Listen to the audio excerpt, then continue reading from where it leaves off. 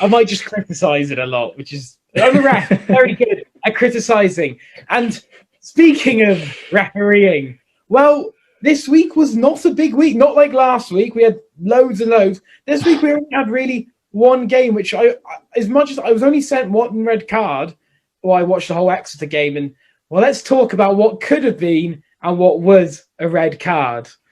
First off, we'll start with the Dave Ewers yellow card for our visual users. So we start off with the Dave Ewers in the first half.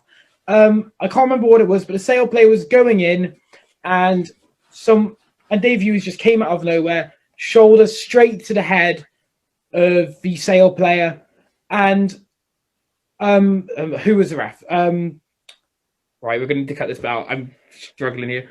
Carl Dixon. There we go. Right, Carl Dixon, the referee, said there was mitigation. Now, I'm going to talk about this mitigation, what I believe, and I never heard of this, and I don't really agree with it. What he said is the way he was turning, the way the Sale player was turning because he was apparently being tackled, but to be honest, it looked like he was turning himself, spinning almost, meant that he went into Dave Ewers faster.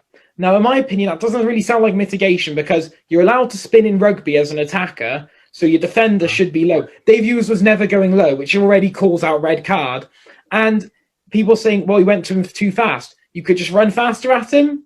I don't see how that is a reliable mitigation to bring that something which was very much direct head contact with a shoulder at force down to a yellow. I don't know if you boys saw it or what you might have thought of that. No, I'm with you on that. It just what the way you're saying it there about the mitigation, and it did hit like over shoulder height. It's just what we were on about last week. Like if you clamp down head to red, then it won't happen. And yeah, like as much of a Chiefs fan I am, like that is about player safety at the end of the day. So yeah, probably I agree with you, Simeon. Dave Ewers probably should have been sent off because he ran too fast. That doesn't make sense. And I'm not even a referee, so I'm 100% with you on that one.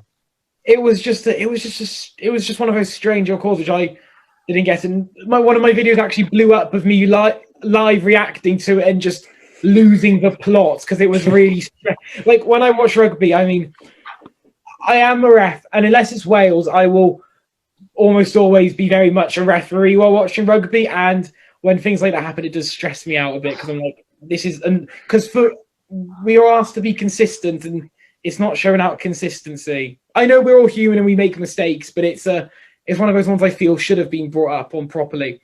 Then ragging on, we had Sam Skinner actually getting a red, and it was very much a red. Forearm to the head, swinging forearm, never going low to the head of Faf de Klerk. Yeah, you can't really comment much more on it. The joke was there was more mitigation than the last one. He was lowering a little bit in height, Faf, but it was never enough to be not a red. Sam Skinner should have just gone for the low tackle. Can't really say much else. I think, Sean, you might have some photos of that for us? Yeah, I'll bring that up now. Right, so as we can see here, there is never an attempt to go hard. The knees are very barely bent. This is kind of an aftermath, so it looks like there's more mitigation than there was. But where he hit Faf's head was quite high up on his head and then came down, so it was always a high tackle. And as you can see here, it was at some force. It was dangerous. It was reckless. And Sam Skinner might miss next week. And Dave Ewers, if he gets cited, both might be missing next week, which, yes, we talk about Sale's injuries, could be missing two very key men in the Exeter team for a final and semi-final, potentially. Yeah, definitely. Just wondering something, because you said that like Sam Skinner should have went for the low tackle. Like Sam Skinner's a good foot taller than Faf de Klerk. How low do you want him to go? Because Faf's not exactly the tallest of players, is he? If you watch any international team train or anything, I've been lucky enough to watch Wales train and stuff.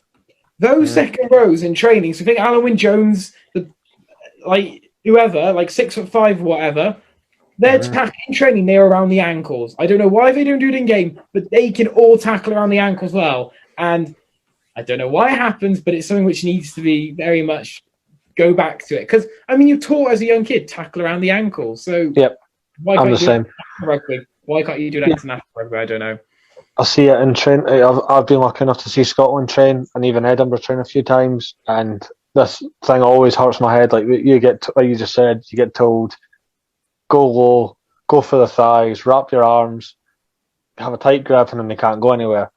Why not just on like smaller players, like for height stature?